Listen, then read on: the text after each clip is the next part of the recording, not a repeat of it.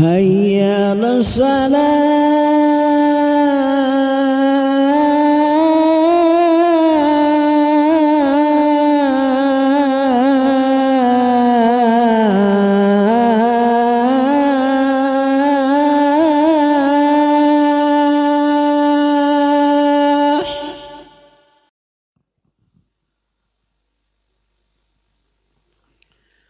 Assalamualaikum warahmatullahi wabarakatuh. Bismillahi masyaallah la yasukul khaira illallah. Bismillahi masyaallah la yasrifus su'a illallah. Bismillahi masyaallah ma kana min ni'matin fa minallah. Bismillahi masyaallah la hawla wa la quwwata illa billah. Bismillahilladzi la yadhurru ma'asmihi syai'un fil ardi wa la fis sama'i wa huwas sami'ul 'alim. Amma ba'du. Bapak dan Ibu, pada kajian subuh ini kita bahas hakikat makna kurban. Kurban itu artinya dekat, mendekatkan diri kepada Allah. Ada satu kitab Ayatul Ahkam, itu ada judul pokok bahasan At-taqarrubu ilallahi bil hadi wal adhahi. Mendekatkan diri kepada Allah melalui hadyun dan udhahi. Jadi penyembelihan hewan kurban itu dalam Quran ada dua. Ada yang disebut dengan hadyun, ada yang disebut dengan udhiyah. Kalau hadyun itu penyembelihannya, tempatnya sudah ditentukan. Quran surah Al-Hajj ayat 33. Tempatnya di Baitul Atiq. Baitul Atiq itu sekitar tanah haram. Karena jamaah haji mengambil cara hajinya dengan cara tamattu'. Maka karena tamattu' kena dam. Damnya itu disebut hadyun. Penyembelihannya tidak boleh di tanah air atau di kawaluyaan. Jadi jamaah hajinya dari kawaluyaan, tapi menyembelihnya tidak boleh di kawaluyaan, harus di sana. Kalau hadyun itu boleh disembelih sendiri, boleh juga diwakilkan kepada orang lain. Jika ia mengambil cara hajinya dengan tamattu'. Itu sumbernya Al-Quran surah Al-Baqarah ayat 196. Wa atimmul hajja wal umrata lillah. Fa in uhsirtum famastaysara minal hadyun di situ. Fa idza amintum faman tamatta'a bil umrati ilal haji famastaysara minal haji. Haji tamattu' itu mendahulukan umrah kemudian haji. Maka dia harus membayar hadyun, penyembelihan. Tempatnya di sekitar tanah haram atau di Mina biasanya. Dagingnya boleh digrebkan, boleh. Kalau sudah disembelih, dagingnya boleh dikirim ke kawaluyaan, digrebkan.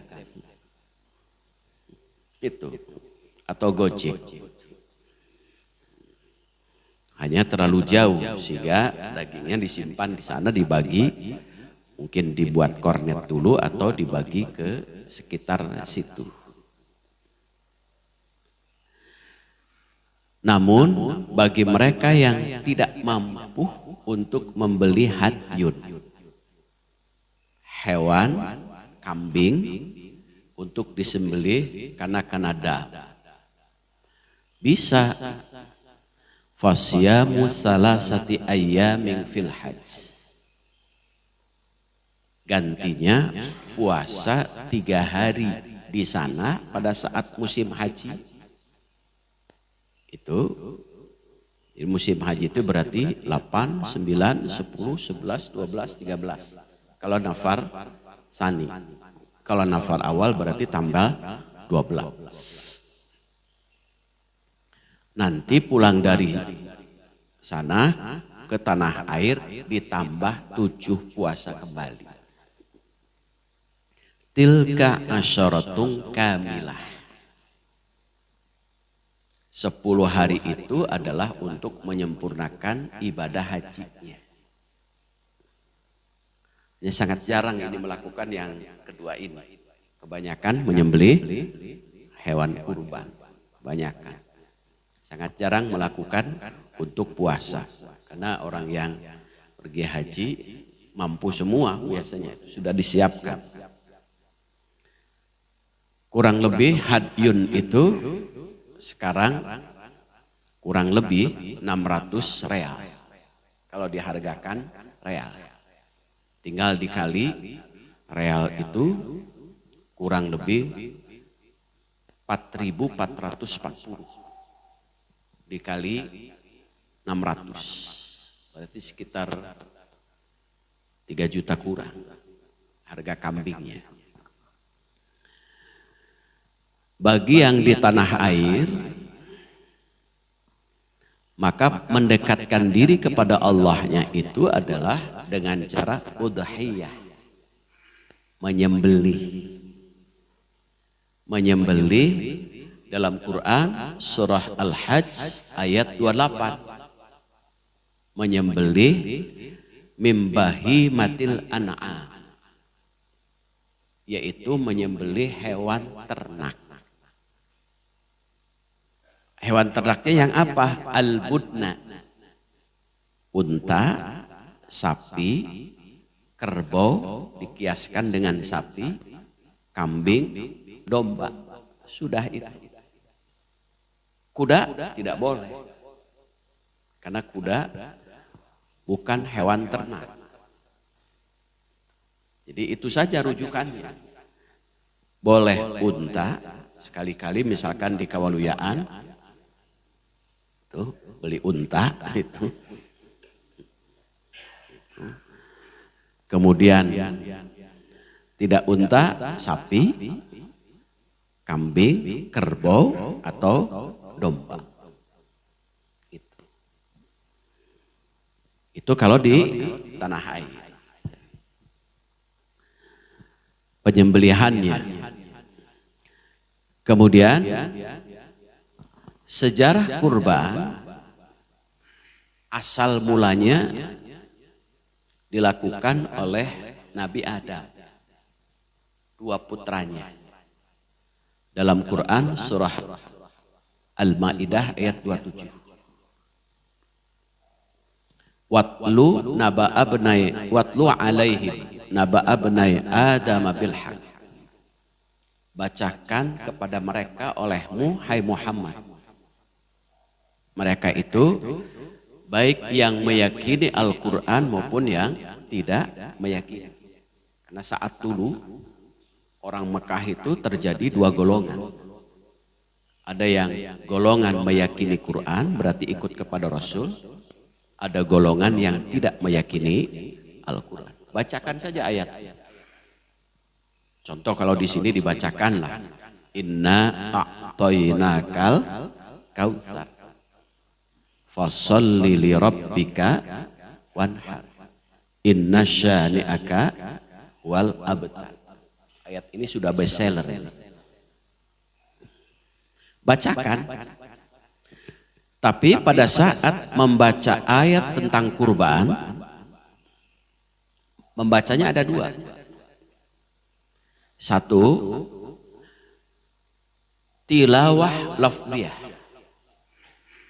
membaca ayat dengan mengharap pahala. Sehingga ayatnya dibaca. Dari huruf ke huruf kita dapat pahala. Satu huruf dapat 10. Inna berarti alif, nun, alif. 10 kali 3. 30. Itu lafziyah. Membaca ayat. Namun ayat itu watlu tilawah, baca lagi diteruskan dengan membaca hukmiyah. Bukan hanya sekedar dibaca tapi diamalkan. Sehingga untuk mengamalkan itu dorongan iman. Apa pengamalannya? Allah telah memberi Al-Kautsar, nikmat yang banyak. Nikmat yang banyak itu ada 5. 1, ada nikmat fitriyah. Apa nikmat fitriyah? Nikmat bawaan. Dari mulai ujung rambut sampai ujung kaki, bawaan. Kita tidak pernah mesen harus lahir ke orang tua siapa. Pokoknya brol, lahir dunia.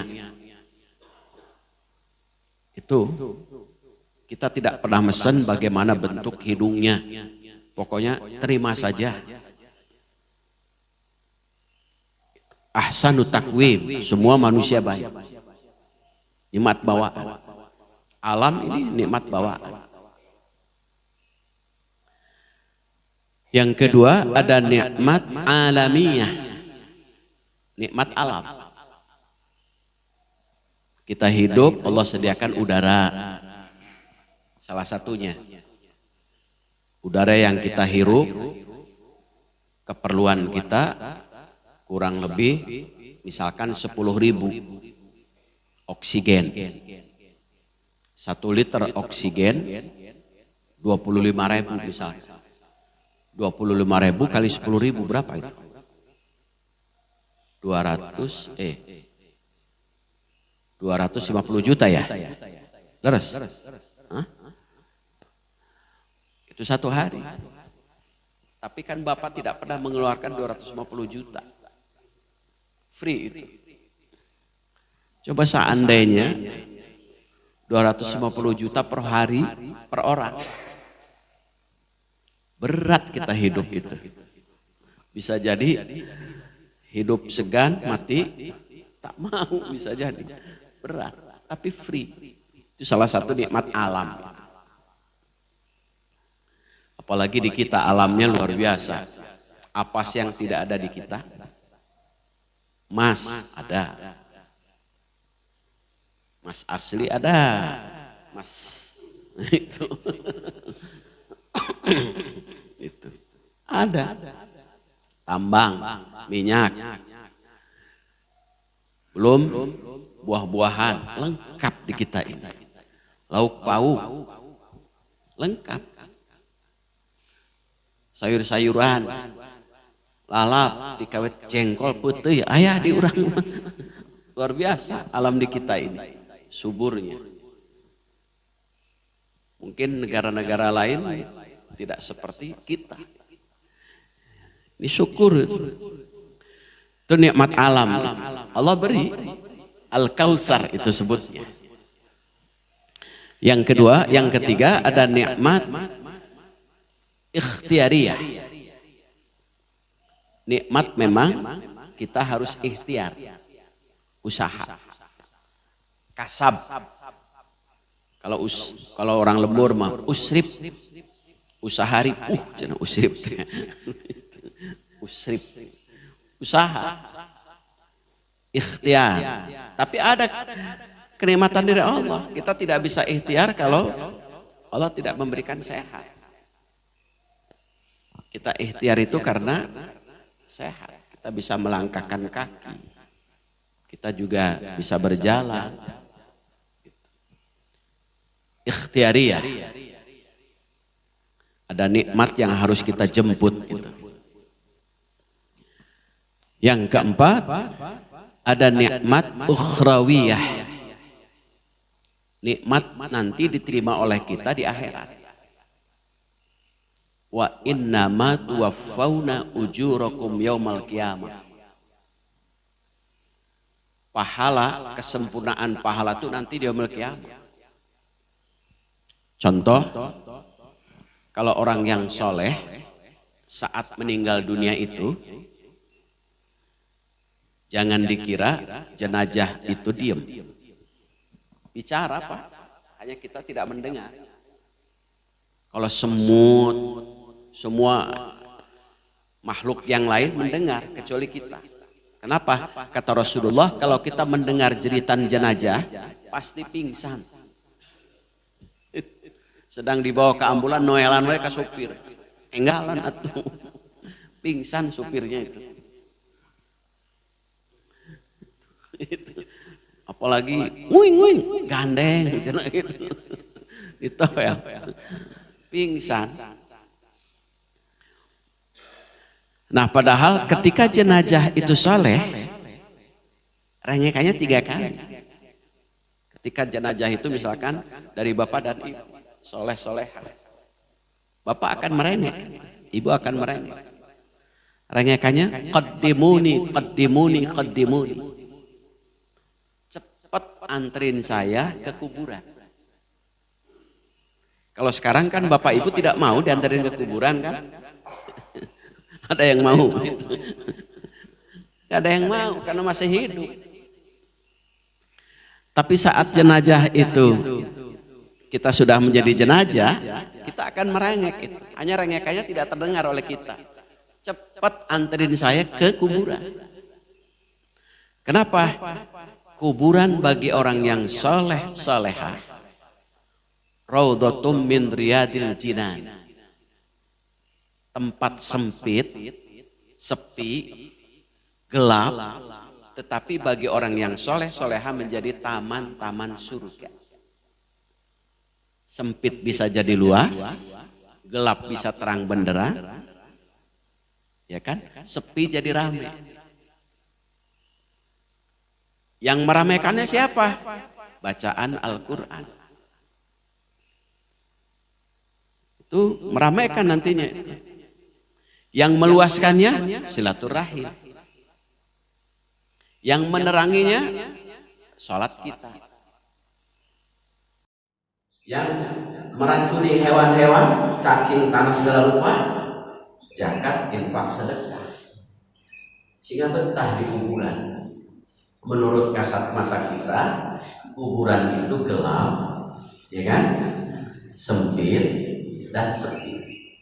Tapi bagi orang yang wafat soleh, kuburan itu terang benderang, luas, dan ramai.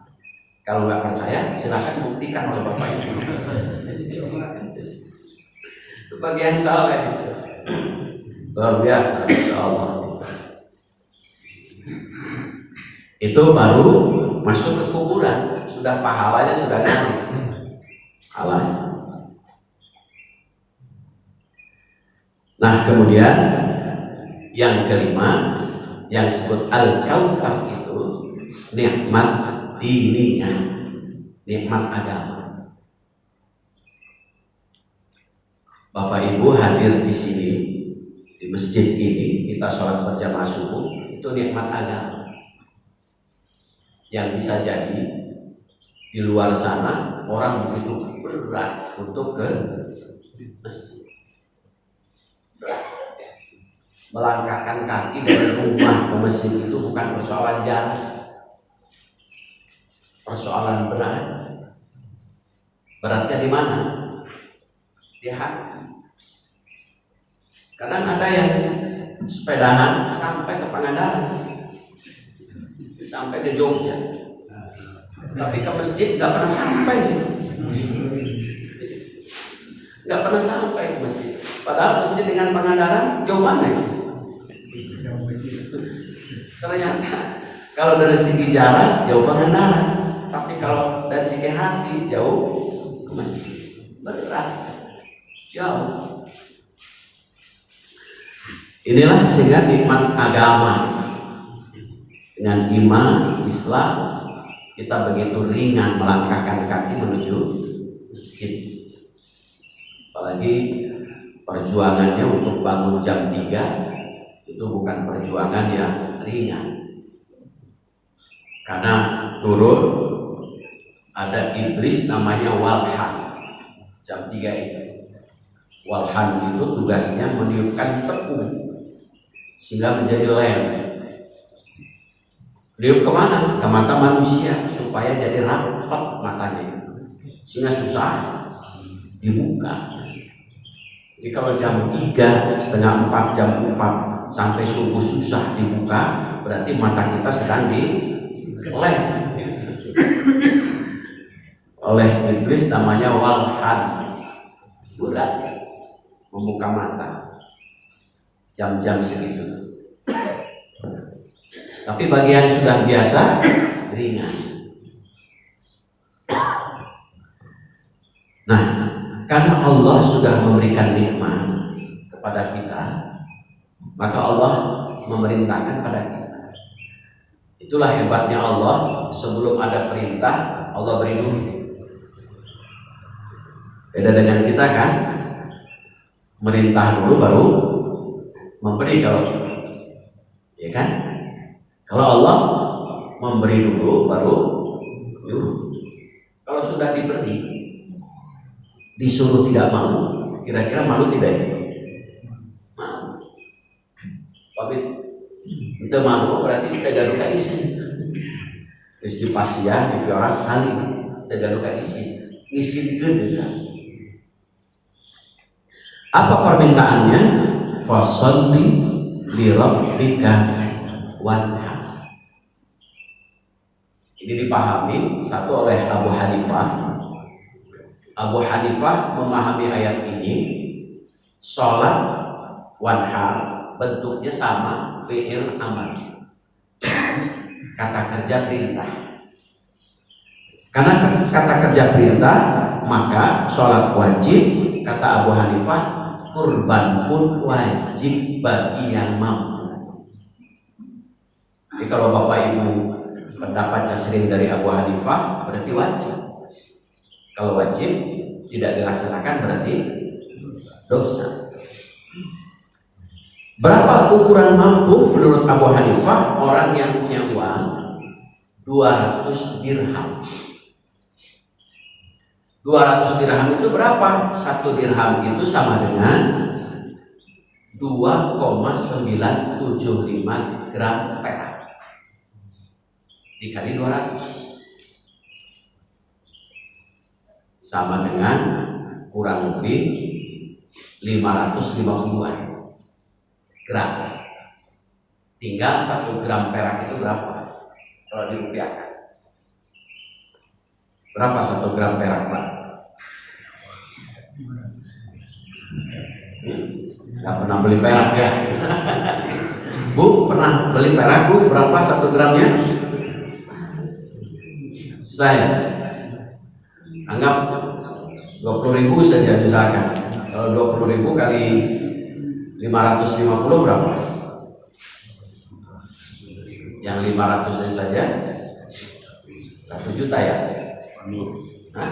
10 juta. 10 juta. Yang 50-nya berarti 12 juta 500 ya? 12 juta pas. 550 kali 20 11 juta. 11 juta. Bagi yang punya uang 11 juta wajib untuk kurban. Kalau Abu Hanifah, kalau tidak kurban dosa. Kenapa? Sholli wanhar. Sholli wajib, sholat wanhar, kurban juga wajib. Yang kedua, Imam Syafi'i memahami fasholli li rabbika wanhar. Fashollinya itu adalah sholat Idul Adha. Wanharnya kurban. Sholat Idul Adha dari segi hukum itu adalah sunnah muakkadah. kurban pun sunnah muakkadah. Artinya apa sunnah muakkadah itu? Sunnah yang sangat ditekankan, hampir mendekati wajib. Jika tidak dilakukan bagi yang mampu adalah dia sudah melakukan makruh tanziyah, makruh berat, berarti perbuatan yang sangat dibenci oleh Allah. Siapa orang yang mampu itu? Kata Imam Syafi'i, orang yang mampu itu adalah orang yang mampu untuk beli hewan kurban. Rasulullah 3 periode kurbannya. Periode pertama Rasul kurban dengan kambing untuk sekeluarga. Periode kedua dengan unta rareongan. Periode ketiga 100 unta sekeluarga. Jadi boleh kambing, boleh patungan, boleh sendiri 100 sapi misalnya, boleh ketika terbeli, karena ibadah kurban itu ibadah keluarga. Itu hadisnya dari Aisyah. Maka Rasulullah Shallallahu Alaihi Wasallam saat menyembelih hewan kurban, doanya itu adalah Allahumma hadza minka wa ilaika fataqabbal minni wa ahli baiti wa ummat. Ya Allah, ini hewan kurban rizki dari Engkau, digunakan untuk ibadah kepada Engkau. Terimalah hewan kurban ini dariku, keluarga besarku dan umat. Makanya kata Ibnu Utsman, karena dalam Quran surah Al-Hajj ayat 36 dan ayat 28, kalau ayat 28-nya yalkurus mallah, kurban itu sedang zikir kepada Allah, menyebut nama Allah. Dalam Al-Hajj ayat 36-nya falkurus mallah, kurban itu zikir. Karena zikir maka orang yang menyembelihnya pastikan terjaga sholat 5 waktunya, jangan asal. Karena sembelihan kurban itu kita tahu, dan orang yang menyembelihnya harus pastikan terjaga sholat. Kalau tidak terjaga, haram hukumnya daging kurbannya untuk dimakan. Kayak orang yang menyembelih harus terjaga sholat.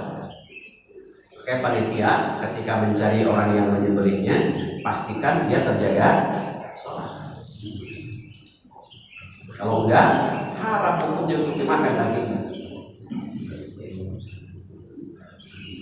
Itu makanya yang menyembelih harus sholat, minimal terjaga sholat. Kenapa? Kurban itu dari mulai pembelian, penyembelihan sampai pembagian sedang zikir pada Allah.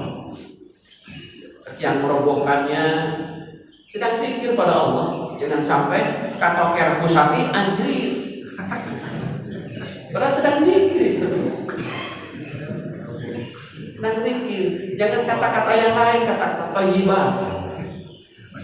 Apalagi katoker sapi goblok siang, goblok bisa biar enak.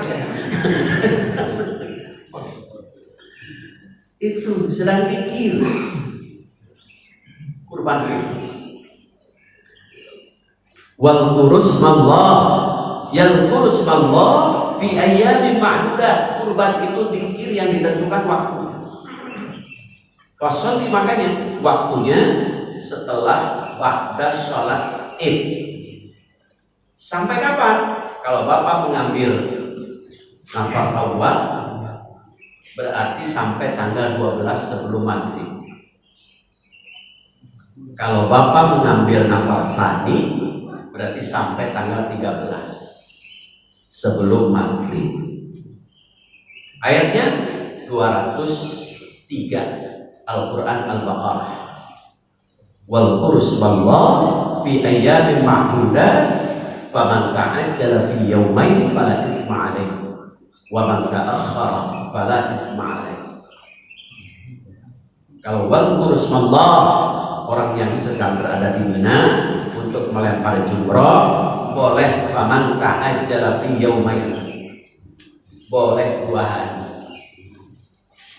11-12. Boleh juga wa man ta'akhkhara, boleh juga 3 hari 11, 12, 13. Ini nanti yang nafar sani berarti sampai tanggal 13 dia kembali. Yang nafar awal sampai tanggal 12. Kurban juga sama. Yadhkuru ismallah fi ayyamin ma'dudah. Sedang zikir. Jadi wayana katoke innalillah ulah anjing. Jadi bukan hanya saat menyembelih. Makanya bagi orang yang kurban dalam Quran surah Al-Hajj ayat 28, kalau dia yang kurbannya itu sedang tidak kemana-mana daripada tidur nonton TV, mending liyashhadu manafi'a lahum, menyaksikan. Beda dengan menyaksikan, itu beda dengan melihat. Kalau melihat bisa video call itu, kalau menyaksikan langsung. Makanya di Qur'annya bukan melihat tapi menyaksikan. Menyaksikannya sambil apa? Yadhkurus Allah, sambil zikir. Dengan apa? Takbir, tahmid, tahlil. Makanya disebut takbiran bahasa kitanya. Jadi saksikan. Yang lain ya, bukan yang diutamakan selfie. Jadi rukun sekarang selfie itu ya. Ini sesuatu yang harus kalau sekarang saksikan pada saat menyembelih. Jadi pastikan orang yang menyembelih itu adalah dia karena sedang zikir, maka sholat, jaga sholat. Yang kedua, orang yang kurban saksikan. Yang lain panitianya juga sedang berzikir. Syiar dalam Quran surah Al-Hajj ayat 36, wal budna ja'alnaha lakum min sya'airillah. Sapi, unta, kambing, domba itu syiar Allah, maka syiarkan dengan kalimat takbir, tahmid, tahlil dan sebagainya. Istilahnya takbiran. Jadi sehingga ramai. Tidak perlu satu kawuluyaan ini, satu kompleks, satu RW ya. Dikirim oleh Pak RW. Nah, suruh menyaksikan. Apalagi setiap rumah berkurban. Kurban. Seperti di Jawa Tengah kan tidak ada yang tidak berkurban satu rumah. Kenapa? Karena mampu.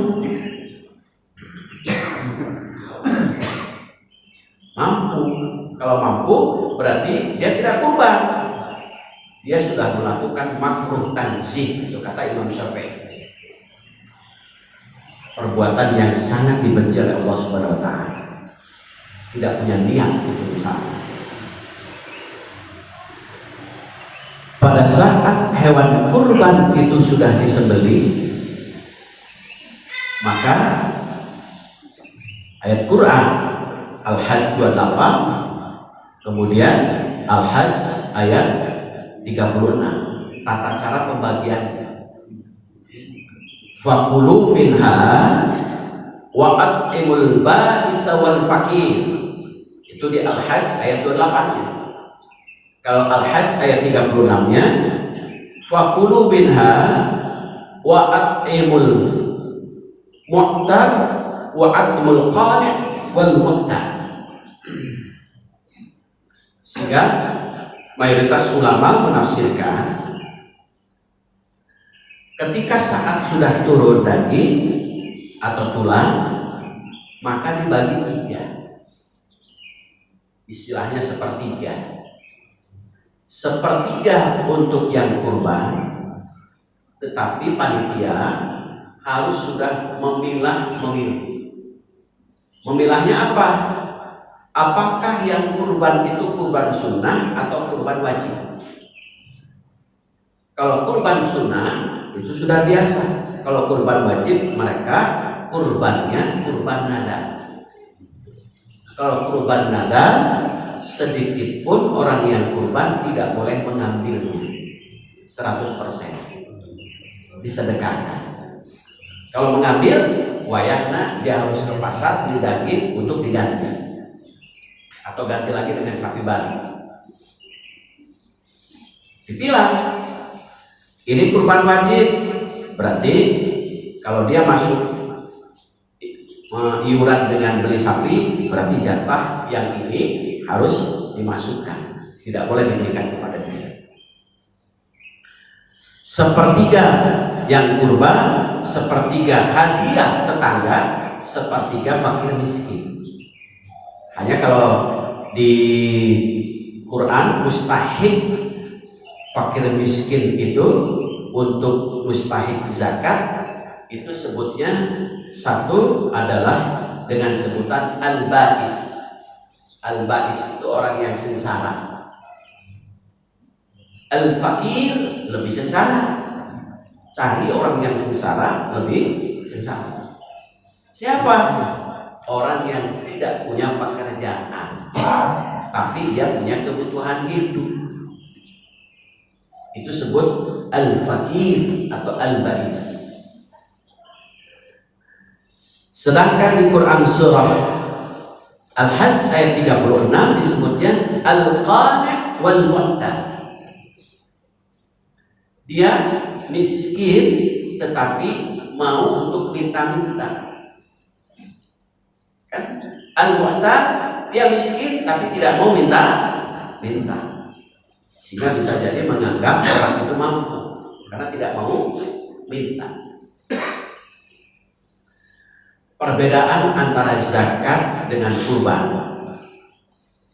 Kalau zakat, panitia atau amilin disebutnya, itu dapat jatah dari zakat. Amilin itu siapa? Orang yang bekerja, memungut, membagi, mencatat. Itu amilin. Orang yang tidak bekerja, tidak memungut, tidak membagi, tiba-tiba minta, ambilin.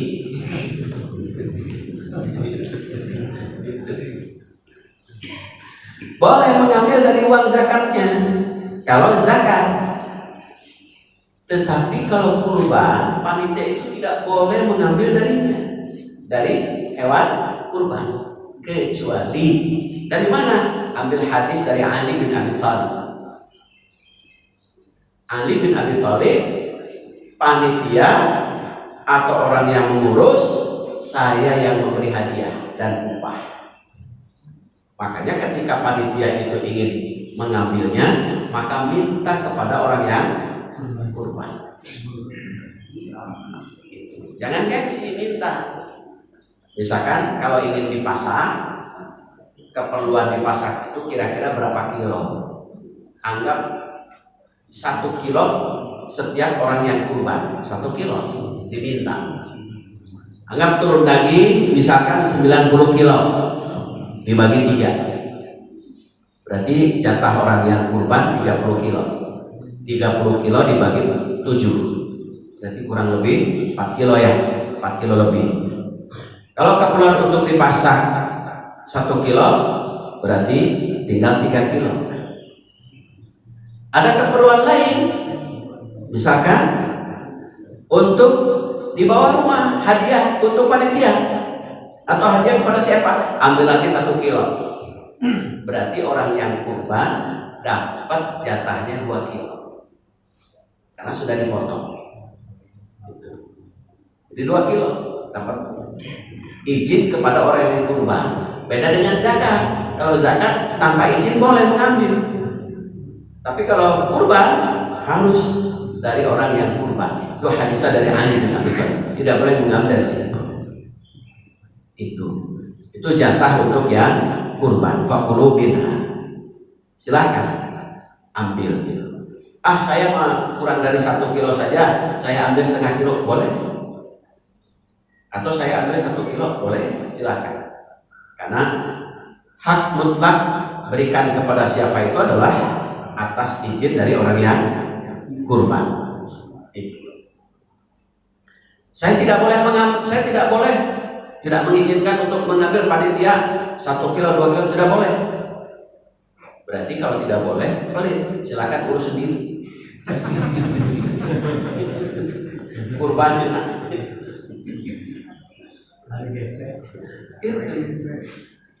Atau makannya menyediakan catering. Kalau tidak boleh diambil lagi persediaan. Nah, sehingga setelah sepertiga itu diberikan, ada pemotongan, maka ada jatah, disebutnya hadiah tetangga. Siapa tetangga itu? Ada beberapa penafsiran tentang tetangga.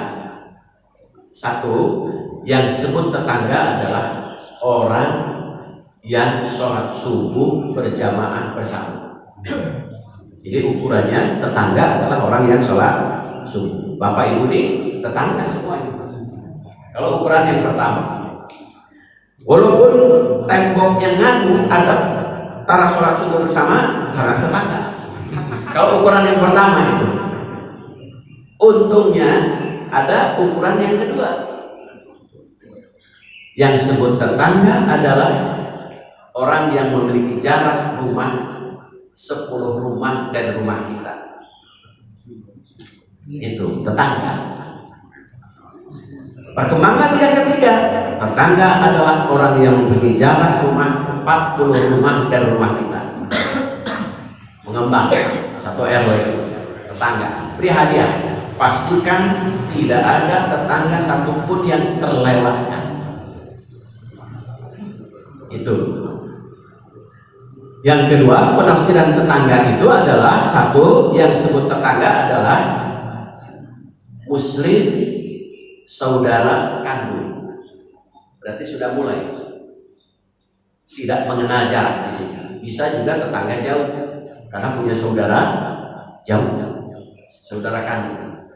Maka orang yang kurban barangkali untuk ada saudara, oh nggak ada, ya sudah berarti berapa keperluannya untuk saudara jauh. Pilih ayawah kos. Kurban teh bejana daging nama hana surat kos meser tusuk sate. Dari daging atau sumping. Karena ada yang lebih kreatif. Tusuk satenya sudah beli duluan, dagingnya belum datang gitu. Di tetangga berarti bisa dekat, bisa jauh. Karena ada ikatan saudara. Ini lebih jauh lagi. Yang kedua, yang disebut tetangga adalah tetangga muslim seagama. Itu lebih jauh lagi. Kalau seagama tidak diikat dengan batas wilayah teritorial. Silakan menyebar. Kalau berlimpah, yang tentunya memperhatikan tetangga dekat terlebih dahulu. Kalau sudah berlimpah baru mengembang. Yang ketiga, tetangga non muslim boleh diberikan. Dari hadis Abdullah ibnu Umar, boleh untuk memberikan hadiah kepada non muslim. Itu luar biasa, masya Allah. Itu yang sepertiganya. Yang sepertiga terakhir adalah untuk siapa? Untuk al-ba'is wal fakir, untuk orang yang sengsara. Sebutnya fakir miskin. Fakir dan miskin, jadi tidak disatukan. Fakir itu siapa? Fakir itu orang yang tidak punya pekerjaan, hidupnya lebih sengsara. Kalau miskin punya pekerjaan, tapi dia tidak mencukupi untuk kebutuhan sehari-hari. Jadi itu bedanya zakat. Kalau zakat ada 8 asnaf. Kalau kurban hanya 3 golongannya. Orang yang kurban, kalau zakat kepada keluarga yang tanggungan tidak boleh. Kalau zakat Kecuali kalau istri akan memberi zakat kepada suami boleh. Itu hadisnya dari Abdullah bin Mas'ud. Saat istrinya mau memberi zakat, kata Abdullah bin Mas'ud, ya sudah, bebek, zakatnya ke saya saja. Lalu kata istrinya, nanti dulu saya tanya kepada Rasulullah. Ya Rasul, bagaimana kalau saya zakat kepada suami saya? Boleh tidak? Boleh. Kenapa? Karena suami bukan tanggungan. Karena istri itu tanggungan suami. Kalau suami zakat kepada istri tidak boleh, tapi istri zakat kepada suami boleh. Tapi diberi catatan. Iya uang zakat ka bapak, kade ulah kanggo meser rokok, kanggo meser beas. Itu. Kenapa? Istri bukan tanggungan, suami bukan tanggungan istri, tapi istri tanggungan suami. Makanya suami untuk masuk ke surga itu lebih berat ketimbang istri. Kalau suami harus kerja keras, kalau istri masuk ke surga itu gampang. Satu, dalam hadis jaga sholat 5 waktu, ini sudah. 2, puasa Ramadan. 3, jaga kehormatan keluarga. 4, taat ke suami, tos surga. Ada ibu datang kepada Rasulullah, ya Rasul, saya ini ahli surga, ahli neraka. Rasulullah nanya, ibu di rumah punya suami nggak? Punya. Bu, dalam suami itu ada surga, ada neraka. Kalau ibu ingin surga, taatlah kepadanya. Kalau ibu ingin neraka, sok lawan suami.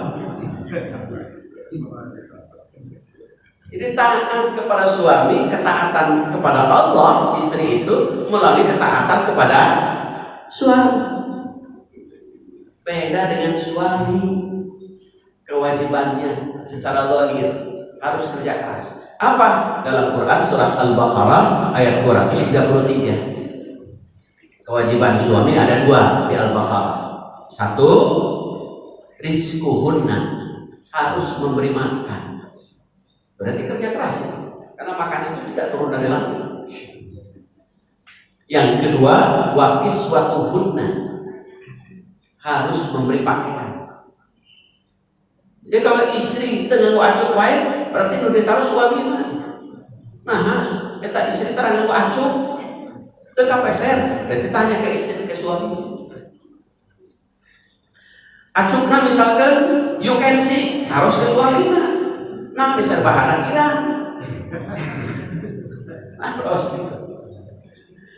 Yang ketiga, Quran surah At-Talaq, kewajiban suami itu askinuhunna, memberi tempat tinggal. Tapi ada catatan di Quran, wala tudharuhunna, walaupun suami punya kewajiban memberi makan, memberi pakaian, memberi tempat tinggal, tong ngalieukeun. Mintalah sesuai kemampuan suami, tong minta di luar kemampuan suami. Kalau suaminya baru memberi dengan kontrak sekamar ukuran 2x2, konangan terima. Itu. Tong ngalir, dia meminta di luar kemampuan suami. Itu mengalir berarti. Nah, itulah bedanya zakat dengan kurban itu. Jadi kalau kurban itu hanya 3 mustahilnya. Yang kurban tetangga, kalau zakat tetangganya pilih 8 mustahil gitu. Kalau zakat, bahkan kalau zakat fitrah, kalau bapak ibu mengambil hadis itu tidak boleh dibagi kecuali kepada 2 saja mustahiknya, yaitu fuqara dan al-masakin. Jadi kalau zakat fitrah ada yang memahami cukup mustahiknya 2, fakir dan miskin. Tapi kebanyakan di kita mengambilnya Quran surah At-Taubah, sehingga mengambilnya 8 mustahik itu. 8 mustahik. Jadi itu cara pembagiannya kurban itu. Dari mulai pembelian dan kurban. Kemudian yang ketiga, Quran surah Al-Hajj ayat 37. La yanalu luhumuha wala dimamuha walakin yanaluhut taqwa. Darah yang nanti kita saksikan dalam penyembelihan, kemudian daging yang kita berikan, yang kita bagi, itu tidak akan sampai kepada Allah kecuali orang yang kurbannya itu menyertai dengan takwa. Sekarang takwa di sini apa? Kalau dalam Quran surah Al-Hajj itu ada kalimat wabasyiril muhsinin. Takwa itu artinya muhsin, ihsan. Apa ihsan gitu? Kalau ngambil hadis artinya ada dua. Kalau ihsan dari hadis anta'budallah ka'annaka tarahu fa illam takun tarahu fa innahu yaraka. Itu ada muraqabah, ada musyahadah. Muraqabah itu apa? Muraqabah itu selalu kita ini diawasi. Diawasi oleh siapa? Oleh Allah melalui malaikat yang disebut malaikat hafadhah. Dalam Quran surah Ar-Ra'd ayat 11. Malaikat hafadhah itu siapa? Malaikat hafadhah itu yang disebut raqib dan atid. Dicatat. Dan nanti catatan itu akan Allah berikan. Quran surah Al-Kahfi ayat 49. Wudi'al kitab fataral mujrimin. Nanti catatan dua malaikat itu Allah akan berikan. Dan lihat kau Rasulullah Muhammad SAW saat ada orang yang catatannya penuh dengan angka merah, bagaimana reaksinya? Kata Allah, reaksinya itu musyrikina ma fihi, dia menerima catatan dengan penuh rasa takut. Kadang penuh dengan angka merah, penuh dengan dosa. Yang mengatakan, ya laitana, celaka saya. Mali hadzal kitab. Ini catatan apa ini? Yang begitu illa as-saha, rinci catatannya. Rinci betul.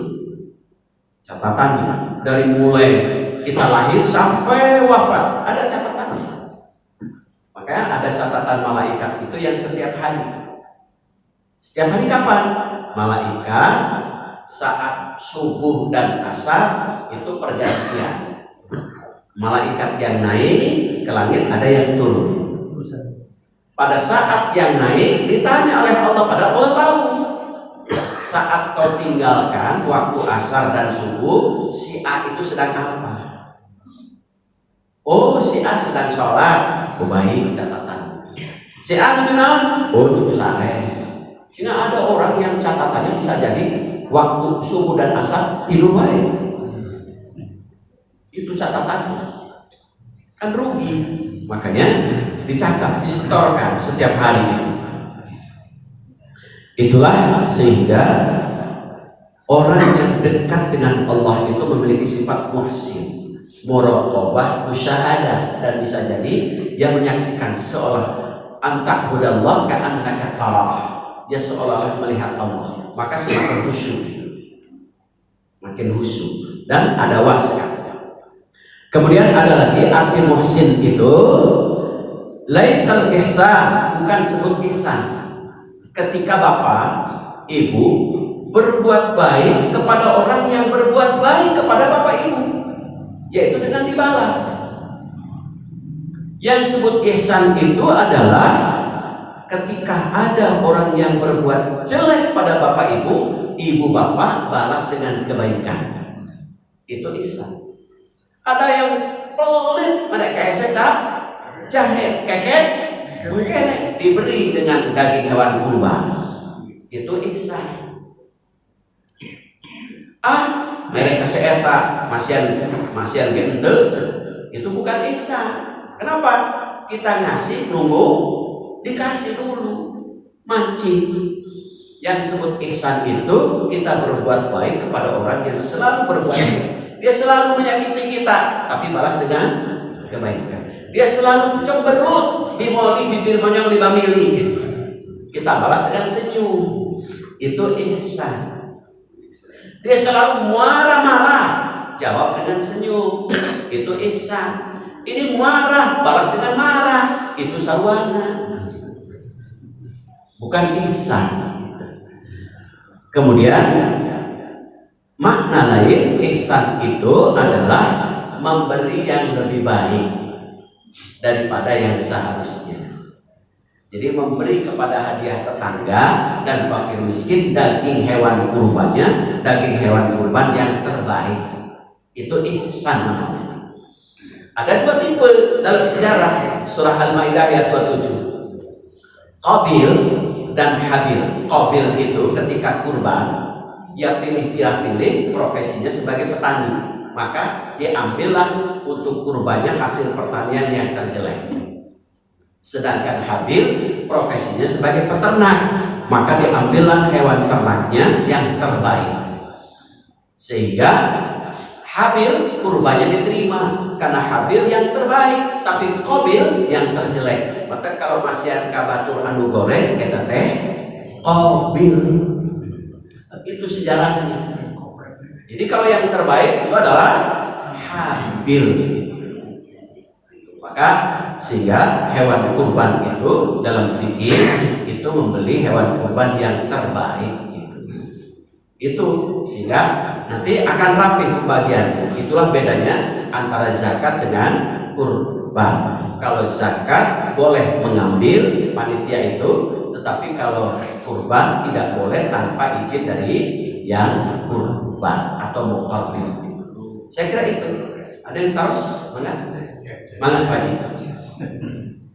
Assalamualaikum warahmatullahi wabarakatuh. Tadi disampaikan oleh Pak Ustadz bahwa dalam berkurban sebaiknya penyembelih itu yang kita ketahui yang menjaga sama kemampuan.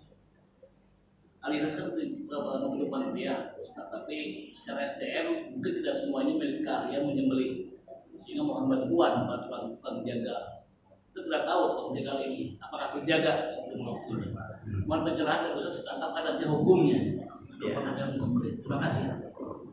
Kalau bisa yang kita ketahui, kalau ada bapak yang bisa, yang sudah tahu betul terjaga sholatnya, itu lebih yakin. Sehingga kalau masih ragu dalam kaidah fikih itu, keraguan itu harus ditinggalkan, tapi lakukan yang diyakini. Kalau yang tidak tahu berarti masih ragu, lebih baik kita yang tahu. Jadi kalau jaga boleh, kalau masih ragu tidak menyembelih, tapi sudah saja cukup yang melucuti lah, melucuti kulit sampai turun, dan yang menyembelihnya berarti yang diyakini, ya terjaga sholatnya, supaya kita juga yakin, karena sudah betul-betul penyembelihan kurban itu kita sudah tahu tata cara penyembelihan, supaya yakin, sehingga dalam doanya juga sesuai dengan Rasulullah SAW. Itu yang kurbannya juga dituntut untuk berdoa.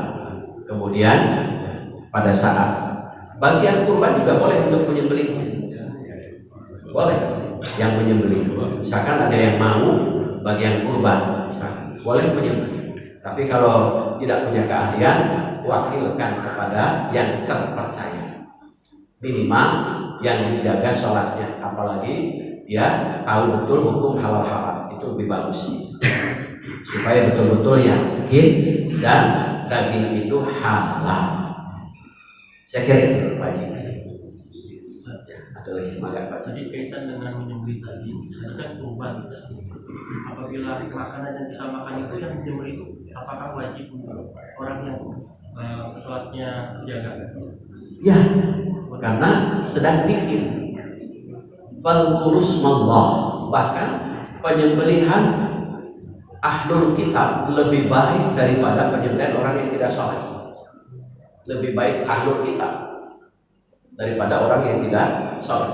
Makanya sholat itu sebagai salah satu syarat penting dalam penyembelihan.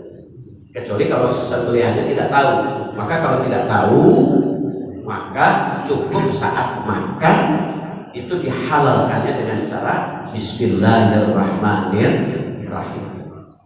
Satu piring lupa, tadi saya makan daging, supaya halal, Bismillah lagi, satu piring lagi ambil, Bismillahirrahmanirrahim. sehingga betul-betul terjaga sholat. Itu para ulama menekankan betul. Kenapa?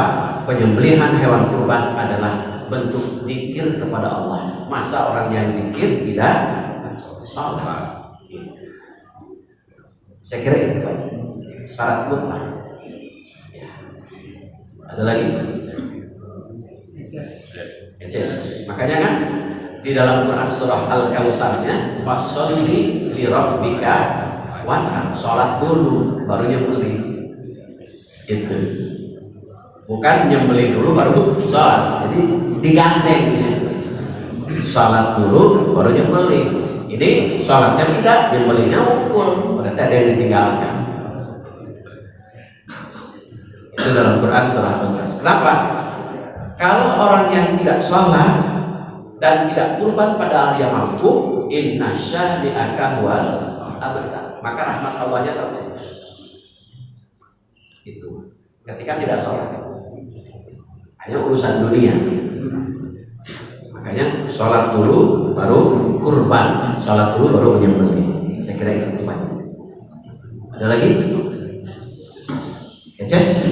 Kalau eces itu saja barangkali yang saya sampaikan. Mudah-mudahan kita senantiasa untuk sehat, mudah-mudahan panjang umur diiringi dengan keberkahan.